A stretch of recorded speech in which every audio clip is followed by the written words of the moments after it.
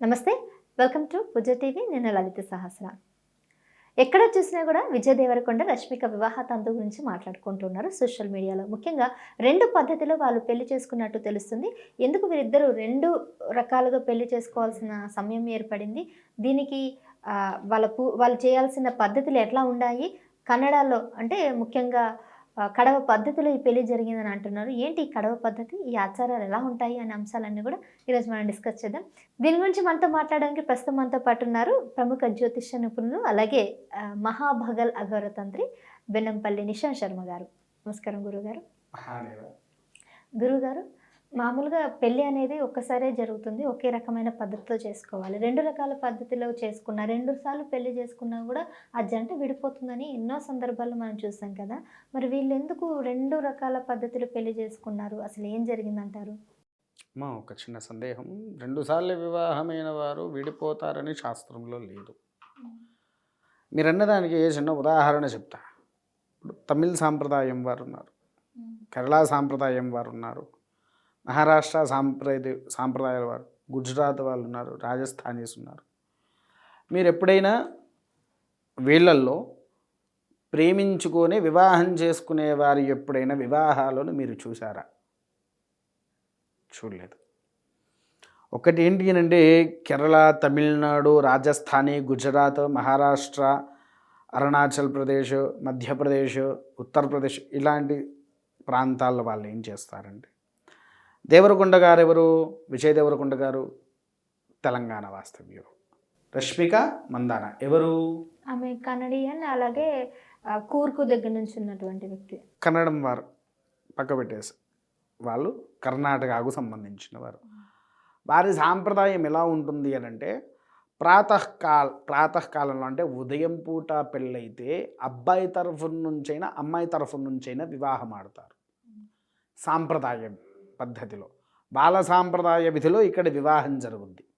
రెండవది వచ్చేసేసి అబ్బాయి తరఫున రాత్రి వేళల్లో చేస్తారు, సాయంకాలంలో. ఇది తమిళ్కి, మలయాళంకి, కన్నడంకి కేవలం దక్షిణ భారతంలో, ఆంధ్రప్రదేశ్ తెలుగు రాష్ట్రంలో లేదు, కానీ ఇతర ప్రాంతాల్లో ఇది ఉన్నది కేవలం ప్రేమ వివాహ పెళ్ళికి. మిగిలిన వాటి ఏంటంటే సాంప్రదాయం అంతా ఒకటే అవుతుంది. వాళ్ళ ప్రాంతీయులైనప్పుడు ఒకటే సాంప్రదాయం అవుతుంది, ఒకటే సాంప్రదాయం అయినప్పుడు వాళ్ళ పద్ధతిలో వివాహం చేసుకుంటారు. అసలు వాస్తవానికి ఏంటి, మనం వివాహం ఆచరిస్తున్నాము. వివాహం ఆచరించేటప్పుడు దానికంటూ కొన్ని పద్ధతులు ఉంటాయి. ఎప్పటి నుంచి మనం మొదటగా పాణిగ్రహణం ప్రారంభమయ్యేటప్పుడు ఎదురుకోళ్ళు అని అంటాం. ఎదురుకోళ్ళ దగ్గర నుంచి మొదలుకొని నాగవెళ్ళి వరకు అమ్మాయికి సంబంధించినటువంటి విధితత్వాలు ఏవైతే ఉంటాయో ఆ విధానంతో వివాహం జరుగుద్ది. అందుకోసమే చూడండి, మన దగ్గర అమ్మాయికి సంబంధించిన అయ్యగారే వచ్చి వివాహం చేస్తారు, అబ్బాయి తరఫున ఎక్కువ రాడు వివాహాల్లో. ఎప్పుడైనా గమనించారా ఇది? మేము అమ్మాయి తరఫునేయండి మేము అంటాం. అబ్బాయి తరఫు నుంచి ఎప్పుడు ప్రారంభమవుతాడు? నాగవెళ్ళి దగ్గర నుంచి అబ్బాయి తరఫున వాడు చేస్తాడు. ఎంత 5 నిమిషాల ముచ్చట అక్కడ అబ్బాయి తరఫున చేసేది. అంటే ఇక్కడికి ఏంటి, ప్రధానంగా కన్యాదానం చేయవలసింది ఎవరు? అమ్మాయి యొక్క తల్లి, తండ్రి. కాబట్టి ఏంటి, ఖచ్చితంగా అమ్మాయి తరఫున ఉండేటువంటి సాంప్రదాయం ఏదైతే ఉందో ఆ సాంప్రదాయ ప్రకారంగా కన్యాదానం అనేటువంటిది జరుగుతుంది. అయితే ఇక్కడ ఏంటి, మన సాంప్రదాయం కన్యాదానం కాబట్టి ఇక్కడ మన సాంప్రదాయ ప్రకారంగా ఎక్కడ మీరు ఉదయ్పూర్ పేరు ఎప్పుడైనా విన్నారా? విన్నాను. ఇప్పుడు ఉదయ్పూర్లో వాళ్ళ వివాహం చాలా గొప్పగా ఘనంగా జరిగింది. ఉదయ్పూర్ ప్యాలెస్ గురించి ఎప్పుడైనా విన్నారా? ఇప్పటికీ అసలు చెత్త చెరని ప్యాలెస్. అంటే మన దగ్గర తెలంగాణలో రాజులు లేరు, ఆంధ్రాలో రాజులు లేరు, కొన్ని ముఖ్యమైనటువంటి రాష్ట్రాల్లో కూడా రాజులు లేరు. కానీ రాజస్థాన్ వంటి రాష్ట్రంలో సంపూర్ణమైన రాజులు ఇంకా ఉన్నారు. పరిపాలన సీఎంలో ఉన్న వాళ్ళదే పరిపాలన. ఆ ప్యాలెస్లలో వేరే కాకుండా పూర్వంలో ఇంకో ఎంతో మనందరికీ తెలిసిన వ్యక్తి కూడా వివాహం చేసుకున్నారు అక్కడ. ఎవరు అంటే పేర్లు కొనిదెల ఫ్యామిలీ నుంచి నిహారిక వివాహం చేసుకున్నారు. అలా ఏంటి అని అంటే అదొక అద్భుతమైనటువంటి స్థలం. ఇక్కడ ఏంటి, వీరి ఇరువురి ప్రాంతం ఒకటి, వేరు ప్రాంతం, కానీ వేరే ప్రాంతంలో వివాహం చేసుకున్నారు. అసలైతే చేయాల్సింది ఎక్కడ అమ్మాయి వాళ్ళ ఇంటి దగ్గర లేదా అబ్బాయి వాళ్ళ ఇంటి దగ్గర.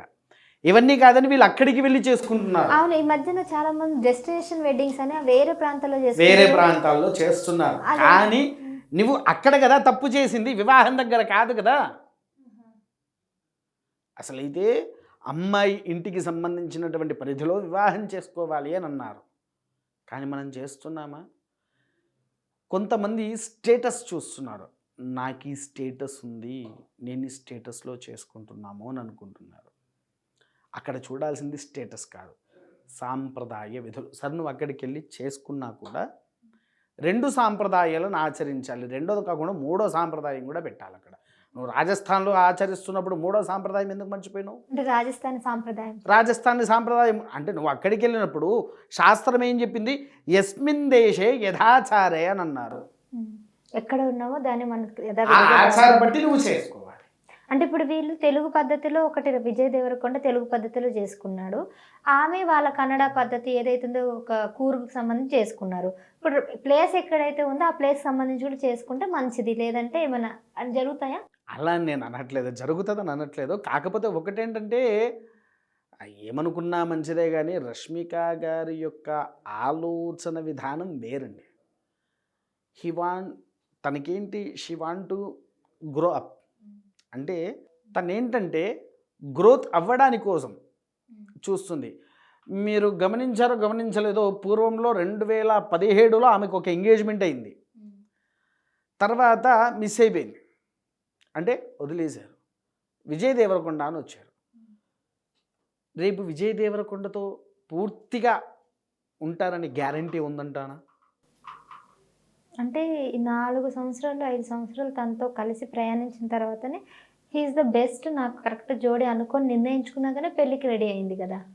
అలా నిర్ణయించుకొని ఉన్న వాళ్ళు చాలామంది, విడిపోయిన వాళ్ళు ఎవరు లేరంటారా? అయితే ఉన్నారు. అంటే జాతక ప్రభావం కూడా ఉండొచ్చు, మనం ఏం చేయలేము కదా కదా. అయితే ఒకటి ఇక్కడ ఏంటి అని అంటే 100% మ్యాక్సిమం దూరం అవుతారు. ఇది మీరు రాసి పెట్టుకోండి.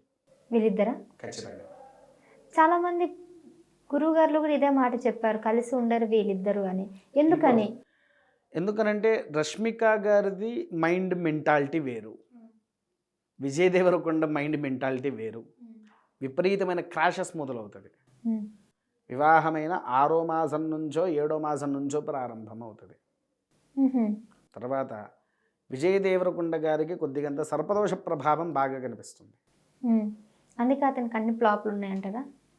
ఫ్లాప్స్ అంటే నేను ఆయన మూవీస్ గురించి నేను మాట్లాడను, ఆయన సినిమాల గురించి మాట్లాడాల్సినంత అవసరం నాకు లేదు. ఒకటి. రెండవది ఏంటి అని అంటే తల్లి, విజయ్ దేవరకొండ గారి యొక్క పరిస్థితులు బాగానే ఉన్నా వారికి ఉన్నటువంటి జాతక దోషాలు ఉన్నాయి. ఈమె కూడా ఏం చేసింది, కొంచెం వీళ్ళిద్దరూ కలిసిమెలిసి ఉండాలని ఇంకో వ్యక్తి దగ్గరికి వెళ్ళి కూడా ఎన్నో తంత్ర పూజలు కూడా ఆచరించింది. ఎవరనేది పేరు అవసరం లేదు, అది ఈ విషయం అందరికీ తెలుసు. ఎగ్జాక్ట్లీ అందరికీ తెలుసు ఎవరు అనే వ్యక్తి. అది సగం విడివిడి జ్ఞానం ఉన్న వారి దగ్గరికే పోయింది, మేము పూర్తి అసలైన వాళ్ళ దగ్గరికి కూడా పోలేదు. అన్నారా? వీళ్ళకేంటి అని అంటే ఉన్నటువంటి దోష పరిహారణ అవ్వలేదు. ఆ దోష ప్రభావం వల్ల వీళ్ళు విడిపోవడానికి ఆస్కారం ఉంది. విన్నారా? ఇది విషయం తల్లి. కాకపోతే 2 వివాహాలు చేసుకోవచ్చు, తప్పైతే లేదు. ఓకే. సో ఒకే మండపంలో 2 వివాహాలు చేసుకున్నా కూడా నష్టమైతే ఏం లేదు. రైట్. థ్యాంక్ యూ గురుగారు. సో చూసారు కదండి, రష్మిక మందన్న విజయ్ దేవరకొండ పెళ్ళి నిజంగానే చాలా ఘనంగా జరిగినప్పటికీ కొంతమంది వీరి పెళ్లి మీద ఇంకా రాబోయే కాలంలో కలిసి ఉండే అవకాశం లేదని అంటున్నారు. మరి అది ఎంతవరకు నిజం అనేది తెలియాలంటే ఇంకొన్ని రోజులు మనం ఆగాల్సిందే. మళ్ళీ కలుద్దాం. సో మరిన్ని అప్డేట్స్ కోసం చూస్తూనే ఉండండి పూజ టీవీ. నమస్కారం.